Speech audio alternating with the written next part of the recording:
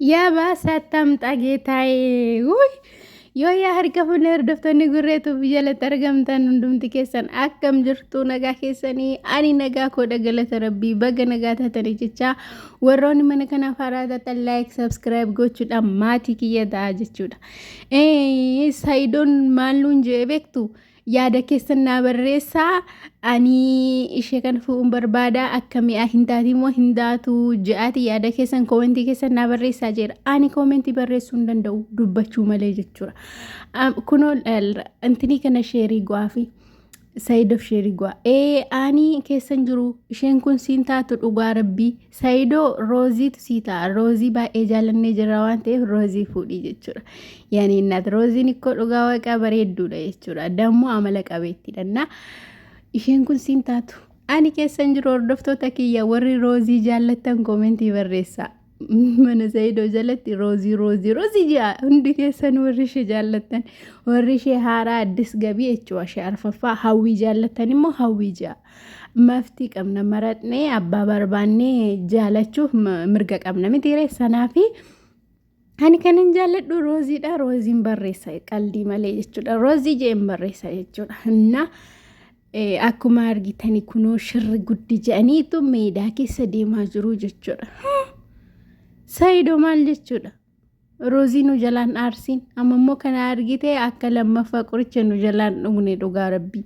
Mucayyoon miskiina waan taateef homaayyii sirriitti hin beektu waan taateef amma immoo akka balaa biraa ittiin finnee jechuudha. Innaa jechuudha. Sumayyaan deebi'uu hin dandeessu waan ta'eef gara Saayidootti kana booddee rooziin bakka Saayidoo jiniin wal fuudhanii zanaa jedhanii jiraachuu qabu hordoftoota kiyya dhugaa rabbii. Inna hundi keessanuu yaada keessan kennaa fi garuu qoosaadha. Isheen kun isheen amma Saayidoon faana deemaa jiru warra mana gurguranii listeerii jama isa gurguran jechuudha. Maqaan sana mangalu bartanii hin beeku kana mangalu inna han ishee achi keessaa hojjettu jechuudha. Malee ishee kana fu'uuf Saayidoon mirga hin qabu hin taatuufi. Qal'oo dammoo qal'oo mi'aanu nyaattu innaa jechuudha. Dhugaa rabbii isheen kun hin taatuu fi han ta'uu fi rooziidha. Si jammar dammoo Saayidoon viidiyoo kana viidiyoo mana beeksisaadha jechuudha. Mana warra bitachuu barbaadaniif beeksisa kan bahee mana haaraa iddoo haaraa kan gurguramu sana amalee intala kana jaallatee miti uummata fiqirii irraan iyyina.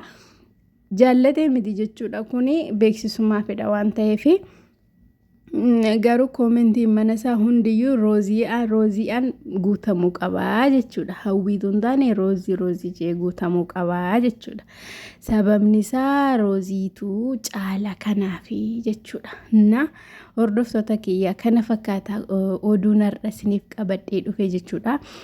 Si jammar dammoo Saayidoon amma mana kan bitaa jiru eenyuuf beektu rooziifidha. Mana bitaa jira eenyuuf rooziif Ayyub biteeraa eenyumaanaati Sumayyaa biteeraa amma ishee kanaaf bitaa jira jechuudha. Baay'ee namatti tola dhugaa rabbii kana baay'ee gammanneerraa.